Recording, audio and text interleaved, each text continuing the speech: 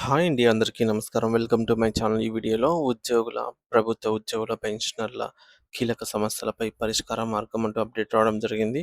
So, దీనికి సంబంధించిన పూర్తి సమాచారాన్ని ఈ వీడియోలో తెలుసుకుందాము. వీడియో అయితే ఎక్కడే గానీ స్కిప్ చేయకుండా ఎండ్ వరకు చూసేయండి. అప్పుడే ఇన్ఫర్మేషన్ పూర్తిగా అర్థమవుతుంది. అలాగే వీడియో చూస్తున్న ప్రతి ఒక్కరు లైక్ చేయండి ఫ్రెండ్స్. ఈ వీడియోని తోటి ఉద్యోగ, పెన్షన్ మిత్రులతో అయితే షేర్ చేయండి. కొత్తగా మన ఛానల్ చూస్తున్న వారైతే సబ్స్క్రైబ్ చేసుకోవడం మర్చిపోకండి. ఫ్రెండ్స్, ఇక విషయానికొచ్చినట్లయితే ఆంధ్రప్రదేశ్ రాష్ట్ర ప్రభుత్వ ఉద్యోగుల వర్గాల్లో ప్రస్తుతం ఒక కలకలం రేపే అంశం దావానలాగా వ్యాపిస్తోందనమాట. సో, ముఖ్యంగా మనం చూసుకున్నట్లయితే భార్యాభర్తలిద్దరూ ప్రభుత్వ ఉద్యోగులై ఉండి ఒకే చోట లేదా ఒకే నగరంలో పనిచేస్తున్న సందర్భాల్లో అనగా స్పౌస్ కోటాలో ఈ మేరకు ఆహ్, మరి వారిద్దరిలో ఒకరికి మాత్రమే ఇంటి అద్దె భత్యం హెచ్ఆర్ఏ ఇవ్వాలి అని రెండో వ్యక్తికి దాన్ని నిలిపివేయాలని ప్రభుత్వం యోచిస్తున్నట్లుగా తెలుస్తోంది. అయితే ఈ యొక్క హెచ్ఆర్ఏ అనేది కేవలం జీతంలో ఒక భాగం మాత్రమే కాదది.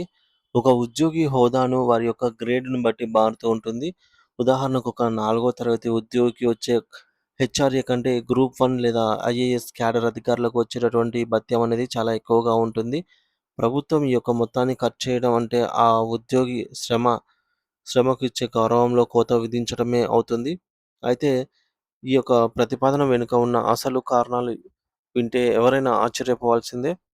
సో, మరి ఏంటంటే రాష్ట్రంలో ఉన్న కొందరు స్వార్థపూరిత ఉద్యోగ సంఘ నాయకుల ఈ యొక్క విచిత్ర సలహాను కూటమి ప్రభుత్వం ముందు ఉంచారని అయితే సమాచారము.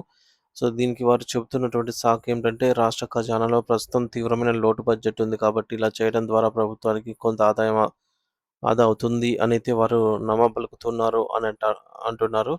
కానీ దీని వెనుక ఉన్న అసలు కుట్ర వేరే ఉంటుంది. స్పోర్ట్స్ కోటా కింద భార్యాభర్తలు ఒకే చోట స్థిరపడటం వల్ల ఆయా జిల్లాల్లో లేదా ప్రాంతాల్లో ఖాళీలు ఉండటం లేదు.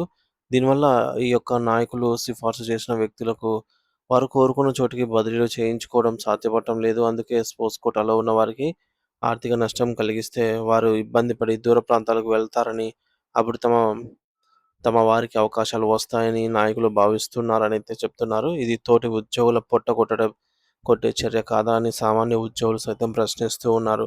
ప్రస్తుతం రాష్ట్ర ఖజానా పరిస్థితి ఏమీ బాగోలేదన్న మాట నిజమే కావచ్చు. కానీ ప్రతిసారి ఆ భారం ఉద్యోగుల మీదనే ఎందుకు పడాలి? ప్రభుత్వం ఒకవైపు పొదుపు మంత్రం జపిస్తూ మరోవైపు ఉద్యోగుల హక్కులను కాలరాస్తోంది. సో, ఈ నిర్ణయం గనక అమల్లోకి వస్తే దాని ప్రభావం అత్యంత దారుణంగా గ్రామ సచివాలయ ఉద్యోగులపై కూడా పడుతుంది. సో, ఎందుకంటే సచివాలయ వ్యవస్థలో పనిచేసే చాలామంది యువకులు ఒకే చోట పనిచేస్తున్న క్రమంలో ప్రేమించి పెళ్లి చేసుకున్నారు కూడా. మరికొంతమంది తమ రీత్యా ఇద్దరు ప్రభుత్వ ఉద్యోగులమే కదా అని పెద్దలు కుదిర్చిన సంబంధాలు కూడా చేర్చుకున్నారు.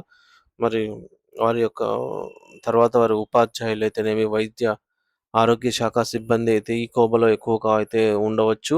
ప్రభుత్వం తీసుకోబోయే ఈ యొక్క నిర్ణయానికి వీరందరూ కూడా బలిపశువులు కాబోవచ్చు. ఇది ఒక రకంగా చెప్పాలంటే ఉద్యోగుల కుటుంబాల మీద ప్రయోగించే అణుబాంబు వంటిది అంటున్నారు.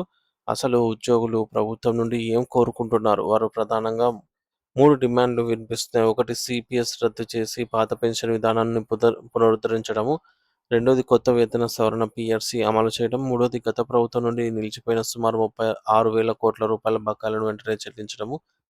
ఈ యొక్క న్యాయమైన డిమాండ్‌లను పరిష్కరించడానికి నిధులు లేవని చెబుతూ ఉన్న ప్రభుత్వం, ఉన్న ప్రయోజనాలను కూడా కట్ చేయడం ఎంతవరకు సమంజసం? గతంలో వైఎస్ఆర్‌సీపీ ప్రభుత్వం కూడా సచివాలయ ఉద్యోగులకు పీఆర్సీ ఇచ్చే ముందు హెచ్ఆర్‌ఏ స్లాబులను కుదించి పెద్ద తప్పు చేసింది. దాని ఫలితంగానే ఎన్నికల్లో ఉద్యోగులు ఆ యొక్క ప్రభుత్వానికి రిటర్న్ గిఫ్ట్ ఇచ్చారు. ఇప్పుడు కూటమి ప్రభుత్వం కూడా అదే బాటలో పయనిస్తే భవిష్యత్తులో ఉద్యోగుల నుండి గట్టి ప్రతిఘటన ఎదుర్కోవాల్సి వస్తుంది ప్రభుత్వానికి.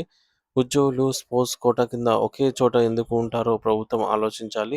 ఇద్దరు కలిసి ఉంటే బ్యాంకు లోన్ తీసుకొని ఒక ఇల్లు కట్టుకొని ఉండవచ్చని, పిల్లల చదువులను ఒకే చోట ఉండి చూసుకోవచ్చని వారు ఎన్నో ఆర్థిక ప్రణాళికలు వేసుకుంటారు. ఇప్పుడు ఒకరి హెచ్ఆర్ఏ కట్ చేస్తే ఆ కుటుంబం కట్టే హోమ్ లోన్ ఈఎంఐ ఆగిపోతుంది. గ్రూప్ 1 స్థాయి అధికారి హెచ్ఆర్ఏ ఆగిపోతే నెలకు 15,000-25,000 రూపాయల వరకు నష్టం వాటిల్లుతుంది. ఇది ఆ కుటుంబ ఆర్థిక వ్యవస్థను చిన్నాభిన్నం చేస్తుంది. రాజకీయ పార్టీలు అధికారంలోకి రావడానికి ఉద్యోగుల ఓట్లే కారణం కీలకం.